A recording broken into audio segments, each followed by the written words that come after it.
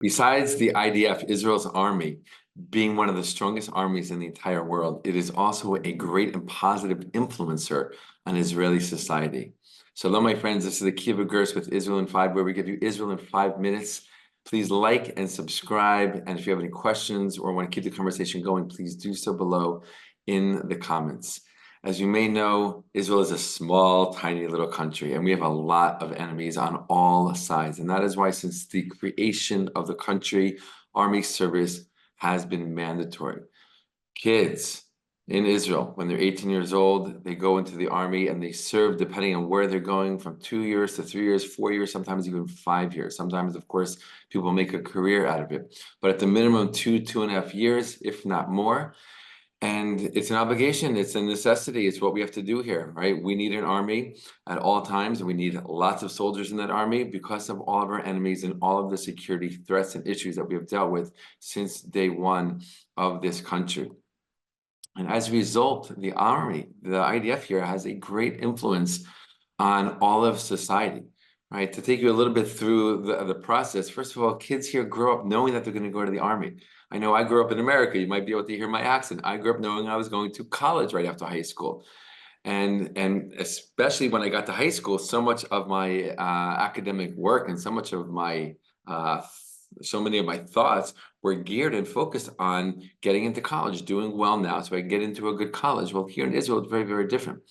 In high school, while yes, kids take school seriously, they know that they're not going to college right after high school.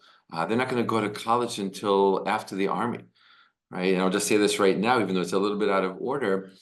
Kids here, they go to the army, they do their 2.5, 3, 4, 5 years, whatever it is, and then they need a break. And they'll work, they'll make some money, and many Israelis go traveling all over the world just to kind of get away from it all after, giving so much of themselves, giving up their freedom, and having very intense experiences.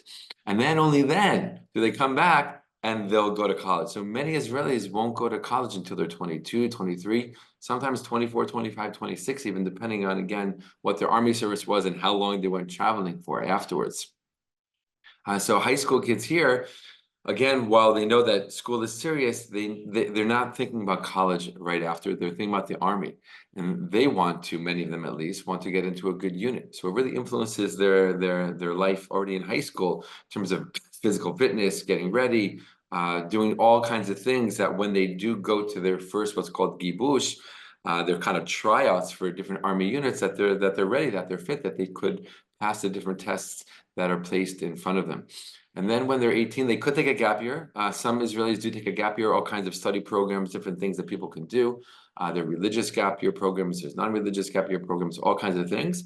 So for those who do take the gap year, then they push up their army service for a year, and then they go into the army. So either they're 18 years old or they're 19 years old. Most Israelis are 18 when they go into the army.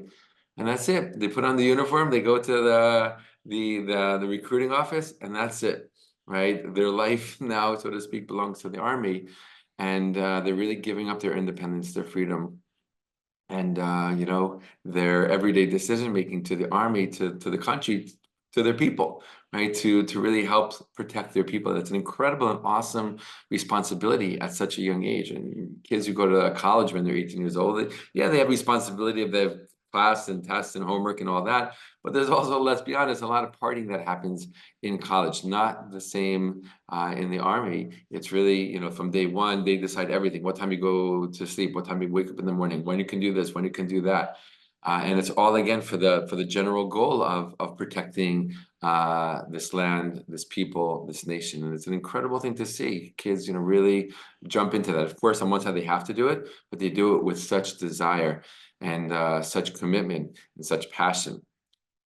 What happens in there? Once they're there, again, there's many, many different roles and jobs that they can do. But what happens in the army is an incredible thing. Different kinds of Israelis who otherwise probably never would have met each other, or would have taken many, many more years for them to meet each other, are now in the same unit, are now in the same, dorm, so to speak, barracks, right? Working side by side. Maybe a kid from Tel Aviv in the urban center, working with a kid who grew up on a farm in the north, right? Where would they ever have met? And now they're together, right, in one unit, one team with one mission. Maybe a kid of a Polish descent or Russian descent is now with right next to a kid with Ethiopian or Moroccan descent. Right? So really mixing this ethnic diversity that is so strong in Israel, but really mixing them, excuse me, in a way that didn't happen before, and maybe would have taken a very, very long time to happen. So it's this incredible kind of, blend all the people together, form one army, a real people's army. And that has implications and has an impact on the rest of their life when they leave the army, right? Knowing different people from different parts of the country, different ethnicities, different cultural traditions, even if everyone is Jewish. In addition to that, it's what they're doing in the army. They're learning such incredible skills. We're given such awesome amounts of responsibility, like we said. That's forcing them to grow up very, very quick. And when they're done with their army service, they are in a whole different place. Right? They're in a place to really take charge, to really, begin the next part of their life and be leaders and be thinkers and innovators. And that's why Israeli society is the way that it is, with so many incredible innovations and inventions coming out of it.